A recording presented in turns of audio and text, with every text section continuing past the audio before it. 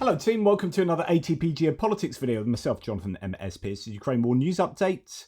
I guess this is the third part thereof today for the 8th of January 2025. I have also done a live with Jonathan Fink, go and check that out. And I do want to do another video that I've had lined up for a day or so about social media and the claims of what's been going on politically in the UK, just an update on that. I've just got off the back of 40 minutes on a phone to someone in Ukraine, a Ukrainian that I know, who was pretty distraught about the state of the world and the direction of travel, particularly in the United States. These things are serious. Things that are being said at the moment are, I'd say, deeply egregious, and they shouldn't be just palmed off as fanciful rhetoric. This is serious stuff that is evoking a bunch of serious responses, and we are at an inflection point in history now, more so than ever. I've been saying that for 3 years almost. Actually now, even more. The last couple of days has really shaken me. We're going to start with what's going on in Europe, though, before we go to what's going on in the US and how it pertains to what's going on in Europe. Euromaidan press reports that Ukraine would be ready to take Hungary's place in the EU and NATO if the Hungarian side, quote, prioritizes strengthening Russia. Ukraine's foreign ministry has responded to Hungary's accusations that gas prices in the EU are allegedly rising due to the suspension of Russian gas transit since 2025. This is something Peter Szijjártó, the Hungarian foreign minister, has been claiming. Ukraine pointed to Russia's long-term use of energy resources as a political tool, noting that Moscow's full-scale invasion has made it an, quote, existential threat to stability and peace on the European continent. The MFA, Ministry of Foreign Affairs, criticised Hungary's continued reliance on Russian energy, while 25 EU member states have already successfully diversified their energy supplies through the US and Middle Eastern sources. Anton Gerashenko here refers to Ben Hodges, General Ben Hodges. Let's listen to him. Haven't heard him for a long time. See what he has to say concerning what's going on with Russia and Ukraine. Is that it has been damaged as part of a continuing series of actions by Russian vessels that are not clearly identified as Russian Navy, but there's no doubt that this is Russian-directed, Russian-related activity. And it's being done in such a way that causes damage to lots of our communications and energy infrastructure. But this is what Russia does. Until they get punched in the nose, until we make them stop, they will continue doing this, and it only gets worse until we act. And would you mark this incident as a clear escalation in Russia's hybrid attack against NATO allies? Actually, I don't like the use of the word hybrid because it kind of puts it in sort of a squishy category. You know, the Russians don't think, hey, we're going to do a hybrid thing, or we're going to do a real thing, or we're not, or whatever. They're always at war. It just depends on what they're trying to achieve, what part of the spectrum of capability they use. Is that it has. So interesting there. And he goes on to say Russians should be worried about what we're doing instead of us worrying about what they are doing.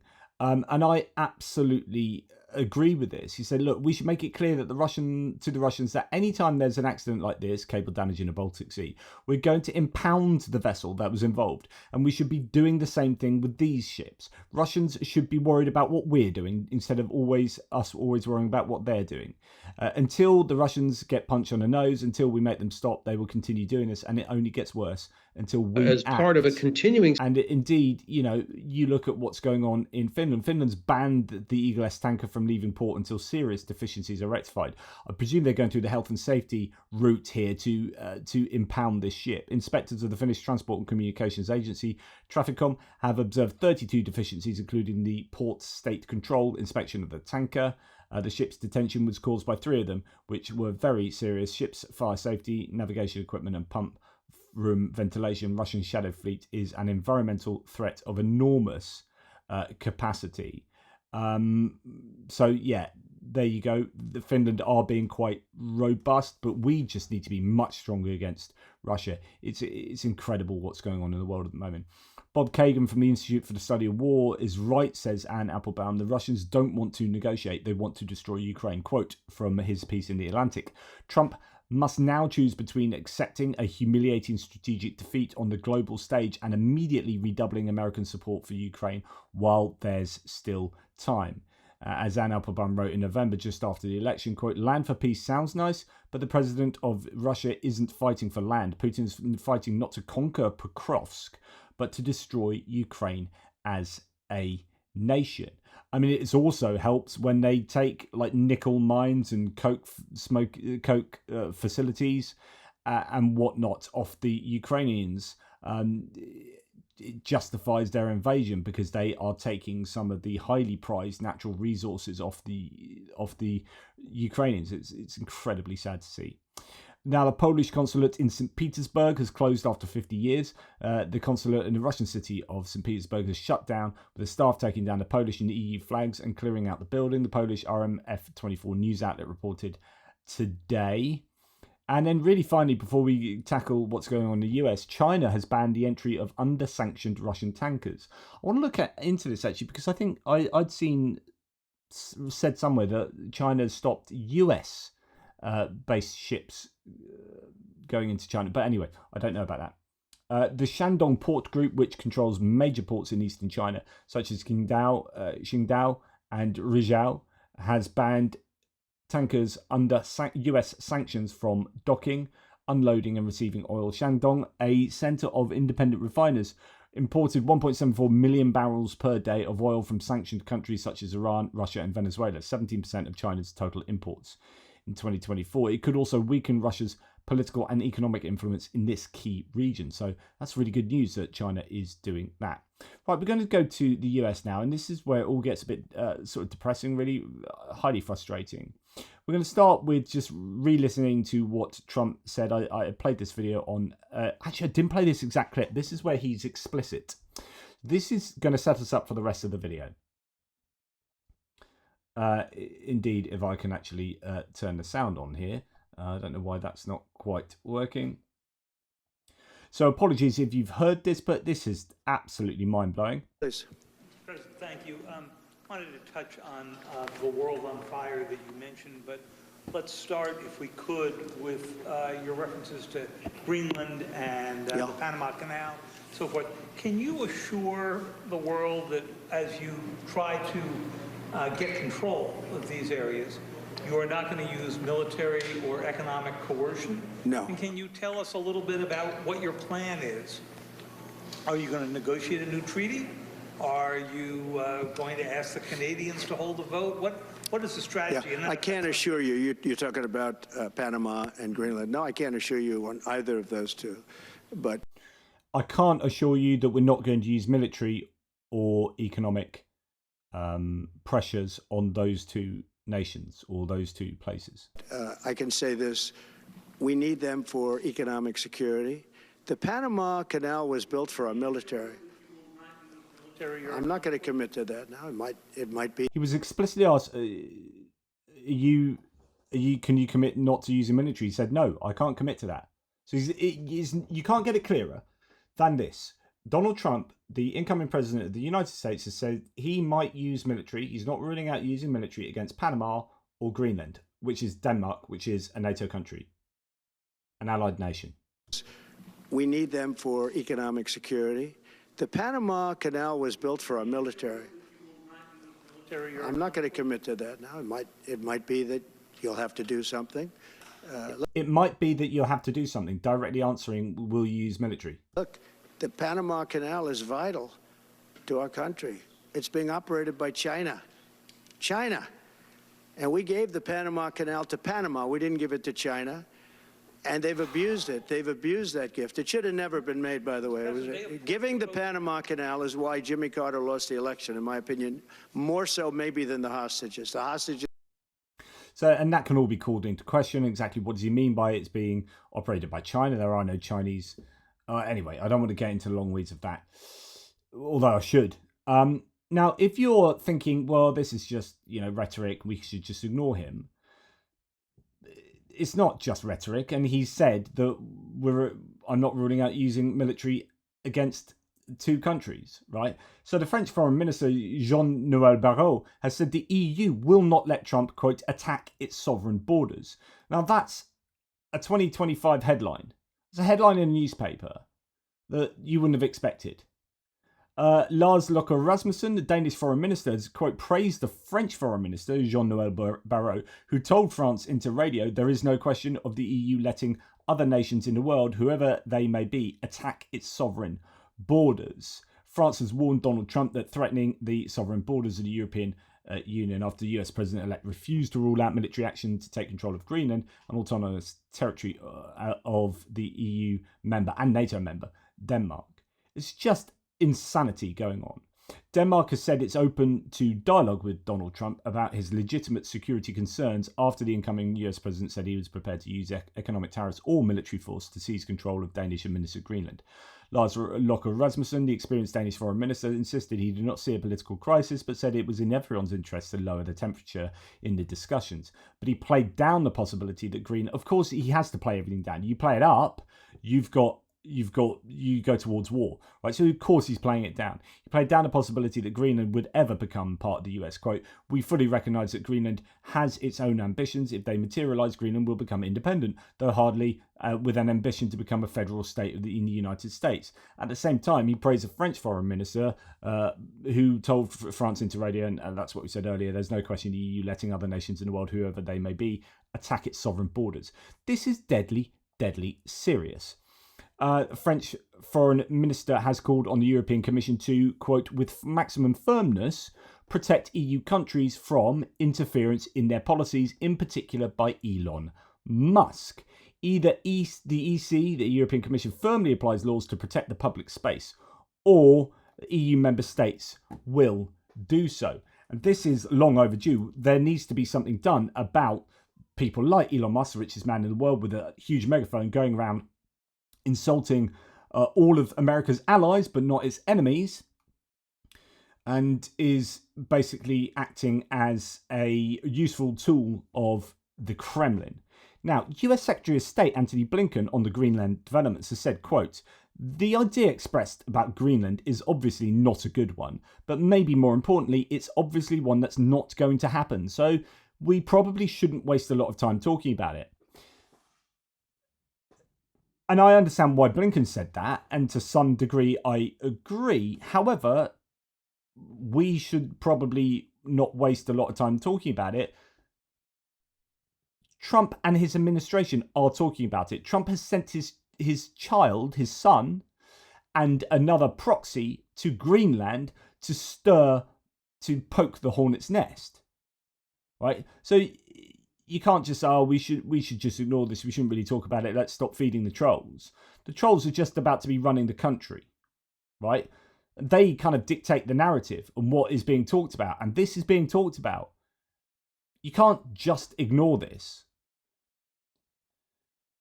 Donald Trump now hopes to end the war against Ukraine. So now we're going to get more formally onto, or more explicitly onto, Ukraine. So Trump came out, and I said this yesterday in my video that I was looking at the wrong screen. Trump has said that, okay, it's a bit more difficult in Ukraine than I thought. We'll solve it in 6 months. So not the 24 hours, and not the 24 hours even before his inauguration. So essentially, like I said yesterday, he's either one, lying, or two, ignorant to the point of being irresponsible. So either you don't understand geopolitics and the region and the war and the history and the complexity, in which case don't say stupid things like that, or you're lying, in which case, that's entirely disingenuous to be fooling your electorate with blatant lies. So this is a problem. This guy is just about to supposedly rule the free world, except I don't think the world he envisages is at all free. And if you're one of these people that still thinks Donald Trump has Ukraine's best interests at heart, that really gives a damn about Ukraine, just go and listen to what he is freaking saying and look at what he is doing.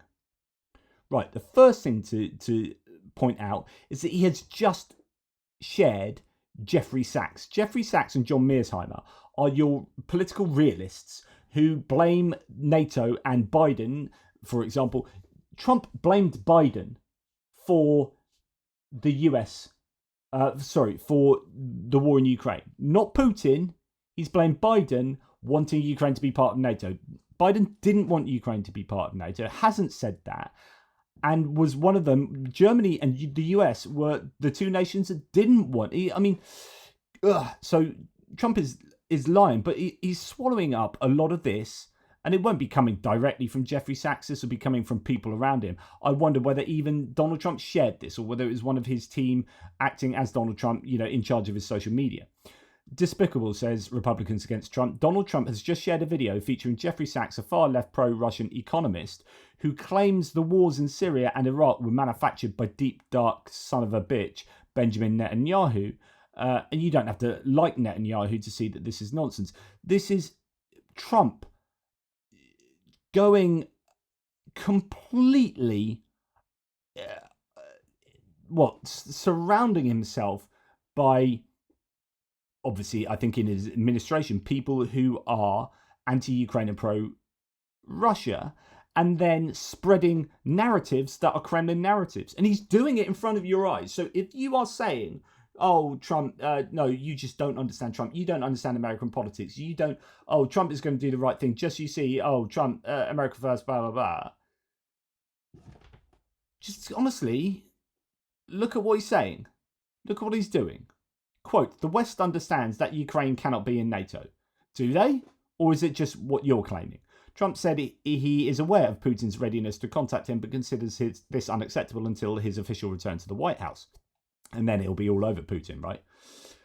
So this is, as I showed you yesterday. A big part of the problem was Russia for many, many years, long before Putin said you could never have NATO involved with Ukraine. Now, they've said that. That's been like written in stone. No, it hasn't. And somewhere along... Where's that been written in stone? Please tell me where that's been written in stone. Along the line, Biden said, no, they should be able to join NATO. Well, then Russia has somebody right on their doorstep, and I could understand their feeling about that. But there were a lot of mistakes made in that negotiation. And when I heard the way that Biden was negotiating, I said, you're going to end up in a war. And it turned out to be a very bad war. And it could escalate. That war could escalate to be much worse than it is right now. They can never join NATO. Well, my view is that it was always understood. In fact, I believe that they had a deal, and then Biden broke it. They had a deal which would have been a satisfactory deal to Ukraine and everybody else, but that Biden said, no, you have to be able to join NATO. It's absolutely untrue. Please find me evidence for that. If Biden said, oh, you've got to deal with Russia to solve this war, but you can't because we want you to be part of NATO. It's just literally 100% opposite of the truth. Just, where are you getting this from? This is dangerous. This is a guy that's supposed to come around. Some of you were like, oh yeah, he's going to be the guy that sorts it out. Just you see. I'm seeing precisely nothing that points towards that happening. And do you know what? I don't want to be right about this. But it's looking like I'm going to be right about this. Because again, listen to what he's saying. Just listen to what he says. So, a big part of the problem was... And this is like Jim Sciutto saying of that same clip. To be clear, Trump is endorsing Russia's position on Ukraine, as he threatens several US allies to take their own territory by force. So he's threatening, like I said yesterday, Canada, Greenland, Denmark, Panama, Mexico, the EU, trade wars, actual wars, wants to have territory off some of these places, wants us to buy more things, or he's going to screw us over economically. These are his allies, but not his enemies. He says nothing to his enemies, and that actually regurgitates his enemies' talking points. Functionally, we've got the same thing going on here. Either Trump is compromised by Russia, and he's either getting backhanders or there's compromat on him, or he's in a worldview that is so aligned to what the Russian narrative is that it's functionally the same as being in the pocket of the Kremlin. That's how I read it. Now, it's also worth noting that Trump is also saying things that are absolute bonkers. And by absolute bonkers, I don't mean invading Greenland. I mean stuff that is just not correct bonkers. Like, what?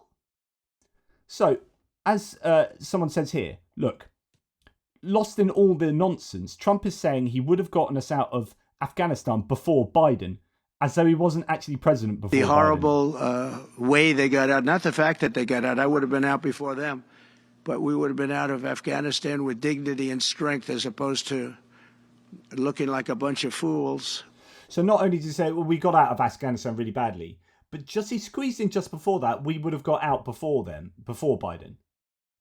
You were literally the president before Biden. We would have got out. Look, if I'd been president, we would have solved Afghanistan like that. You were president. Yeah, but if... Oh, that's it. I don't know what I'm talking about. That's it. I've got no grasp of reality. Sorry about that. I've got no grasp of reality. I do apologise. I don't know what I'm talking about. And here's another example. And look, if you're someone that's like, oh, stop having a go at Trump, you don't know what you're talking about. Listen to his words. Tell me where I am wrong. Tell me what I am saying wrong about Trump. Substantiate your arguments, because I still get people like, oh my goodness, blah, blah, blah, Trump, blah, blah, blah. And then it's just a sign of being overly defensive, because you know your guy is saying nut stuff and is the wrong person for what is morally right in the world. So, US President Trump here then says this. First, you said on your first day of office you're going to pardon January 6th defendants. Are you planning to pardon those who were charged with violent offenses? Well, we're looking at it, and we have other people in there. And as you see, I guess 24 or 28 people came now from the FBI. That came out very quietly. Nobody reported it, but they had people in some form related to the FBI. They had 4 or 5 people that were strongly related to the FBI. We have to find out about that. We have to find out about Hezbollah. We have to find out about who exactly was in that whole thing, because people that did some bad things were not prosecuted. You know, I see it all the time, and you see it too. People that were doing some bad things weren't prosecuted, and people that didn't even walk into the building are in jail right now. So we'll be looking at the whole thing, but I'll be making major pardons. Yes, please. I'll be making major pardons. We're going to be looking into Hezbollah. What? So you were going to solve Afghanistan before Biden? You would have solved it before Biden, but you were president then and you didn't. So, and now January the 6th, Hezbollah was somehow responsible for it, and we're going to look into that. What are you talking about? Man alive. Anyway, Trump has also said Erdogan is very smart. Syria is his work. Russia was weakened. Iran was weakened. Erdogan sent his people to Syria in different forms and places, and they took power. I like Erdogan. He is my friend. Yes, of course he's your friend, and that's why you screwed over the Kurds. I'm so old, I remember when what Trump did to the Kurds. Someone else says that was disgusting. There are 2 things I often tell you about Trump's worst foreign policy misdemeanors. First one was a Helsinki press conference where he sided with Vladimir Putin over his own intelligence services. That was disgusting, and he got called out by his own GOP party and had to kind of walk it back a bit, but it was despicable. Second, he hung the Kurds out to dry because he liked Erdogan, and there were theories at the time it was to do with business dealings in Turkey and Erdogan and all sorts of things.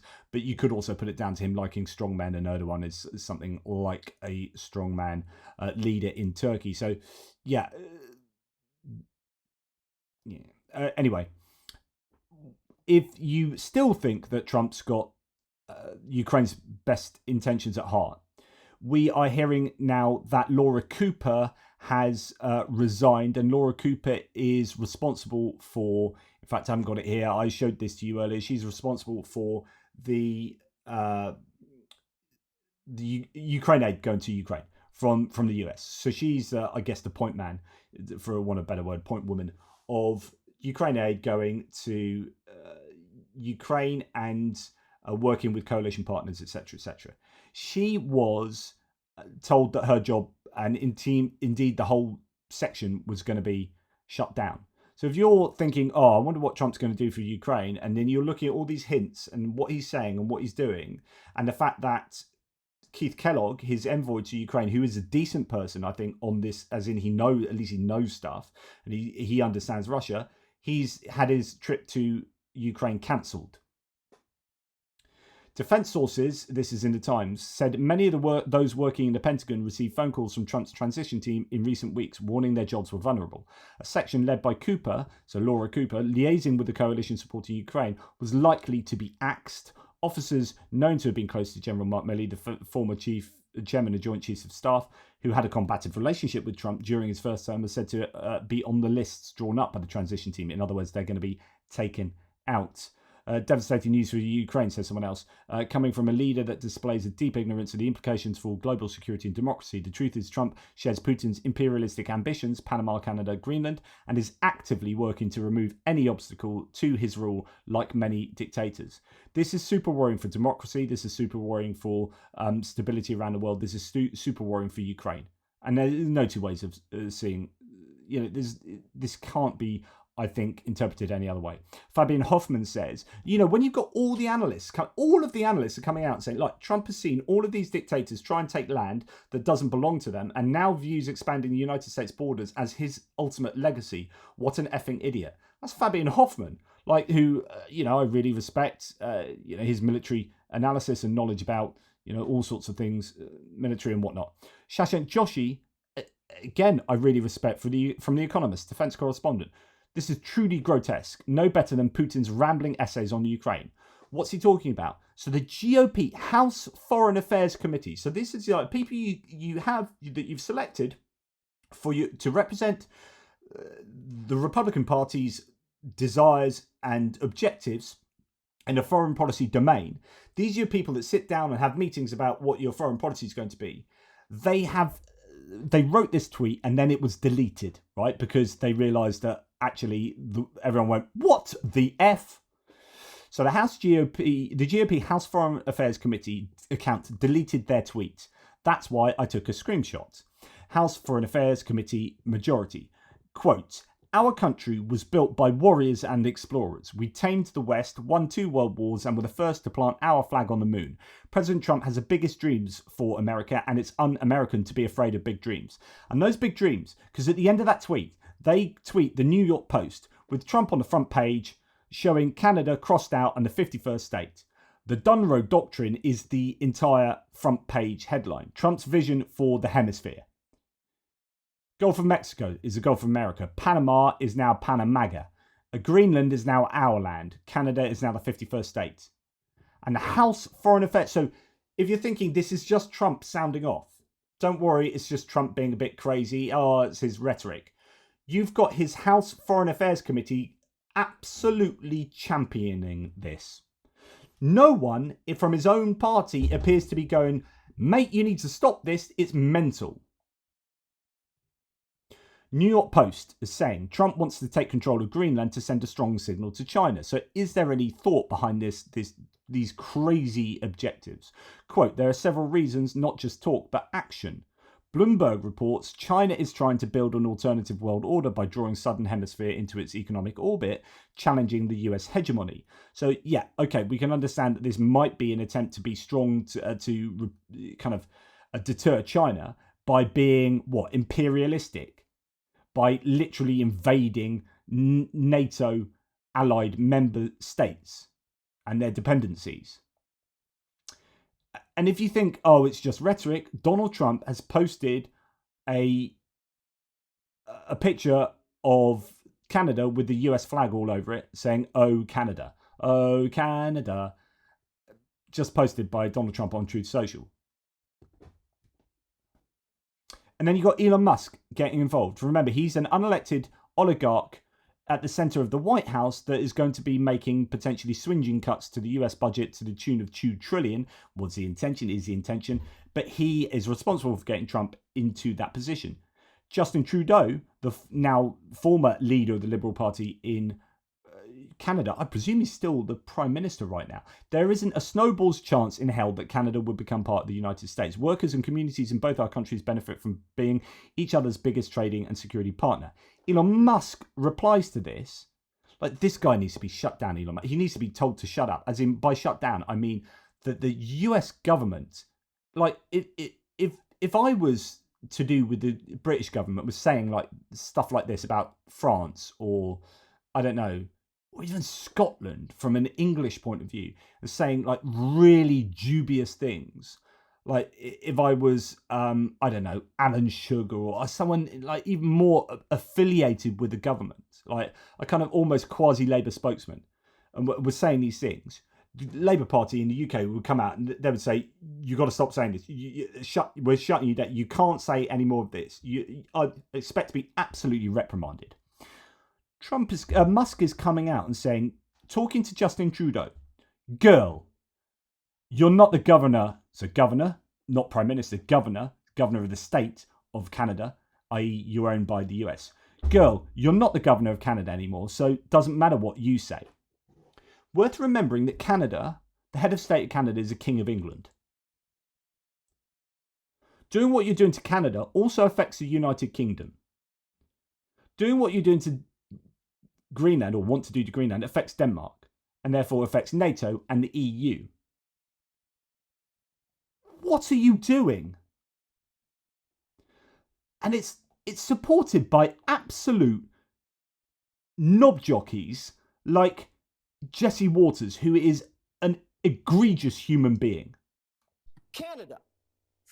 At first I wanted it, and I tried to divide it into 2 states. And then I realized we'd be adding Montana, basically, for the Republicans, and electorally like a Texas for the Democrats.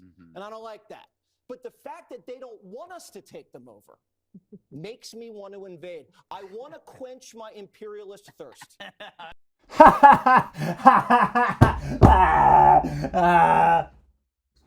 You're saying that on national TV, you dimwit. You dangerous individual. It's not funny at all. I want to quench my imperialist thirst. The fact that they don't want us to invade makes me want to invade. Russia's looking at this going, even our propagandists aren't this. I mean, really? This gives permission. Jesse Waters is giving permission to Russia to do what it is doing now. It's sickening. Julia Davis, Julie Roginski, referencing Julia Davis, might want to take some time off from analysing Russian media and focus on Fox News instead. Different language, same exact message. It's horrendous. And listen to what he says elsewhere on Fox. Because the fact that they don't want to become part of America makes me want to make them. Because the fact that they don't... That's what he said before, but he's saying it again. It's not just like, oh, one-off thing I said, it was a bit of a gag. I liked it so much then, I'm going to say it again. Like, that's the sort of thing a rapist would say.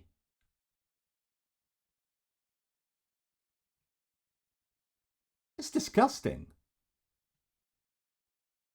The fact that you don't want me to do that makes me want to do it more.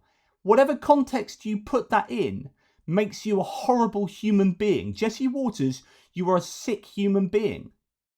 Anyone that sits there and watches this douchebag sound off in a way like that and appreciates him politically and morally needs to get their head checked. It's so worrying. And I just think we're seeing democratic backsliding in America that's being given, being facilitated and normalised by people like Jesse Waters, who, previously was shouting about, oh, Kamala Harris did so well in the debate. I bet she got their questions first. They got the questions first. ABC gave them the questions first. Oh my goodness, ABC gave them the questions for the debate to Kamala Harris first. That's disgusting. No evidence for it. Didn't happen. What do we find out now? Trump got the questions ahead of time from Fox News for a town hall. About 30 minutes before the town hall was due to start, a senior aide started getting text messages from a person on the inside at Fox. Holy shit, said this source. The team thought they were images of all the questions Trump would be asked and the planned follow-ups, down to the exact wording. Jackpot. This was like a student getting a peek at the test before the exam started. Isn't stat right? There you go. Just absolute rampant hypocrisy. I have the moral integrity of the MAGA right at the moment is dashed on the rocks of honesty and truth, smashed apart. Well, no, not on of honesty and truth, of disinformation and lies, dashed on those rocks. Michael McFaul, who's former ambassador to Russia, says if you wanted to destroy NATO, the most successful alliance in human history, threatening to invade two of your allies would be a good way to start. Jonathan Fink says it's what he wants, and he's fixing up is the best way to achieve it. Then, when you talk about sort of democratically backsliding and being able to say what you like with impunity and to have a media landscape that supports and normalizes your craziness, we talk about Twitter and how Elon Musk got rid of all the moderators, allowed bots and trolls to run free, and then says, yeah, this is all up to, it's just a free market, it's a marketplace of ideas. Mark Zuckerberg, who's given $1 million to Trump's inauguration and is in charge of Meta, Threads, WhatsApp, Facebook, and Instagram, he has now said he's going to get rid of all the moderators and basically copy Twitter. So he's going to turn all of Meta's things into new versions of Twitter. And we're going to talk about this on another video and why he said that. Really interesting stuff to do with Mark Zuckerberg, by the way. But what's interesting is when Trump was questioned about this. I think they've come a long way. Meta, Facebook. I think they've come a long way. I watched it. The man was very impressive. I watched it. Actually, I watched it on Fox. I'm not allowed to say that. Say it? Do you think he's directly responding to the threats that you have made to him in the past? Probably. Yeah, probably. Do you think Mark Zuckerberg is responding to the threats you've made to him in the past? Probably. Trump has threatened him. Lawsuits have been threatened, all sorts. Trump's threatened him. Mark Zuckerberg's given him $1 million, changed how Meta operates. It's taken away all the moderators, won't fact check, taken away all the fact checkers. You can say what you like, and truth doesn't mean jack. There you go, that's the world we live in. Post-truth world. Someone like this gets amplified, gets voted in on account of the money and the platform he's given by people like Elon Musk. Elon Musk then goes around spreading disinformation, misinformation. These people live in an ecosystem whereby their entire worldview appears to be aligned to Alexander Dugin and Vladimir Putin's. And everything they are saying and doing appears to be aligned with the narrative of and objectives of Alexander Dugin and Vladimir Putin. That's the world we live in. It's a scary place right now.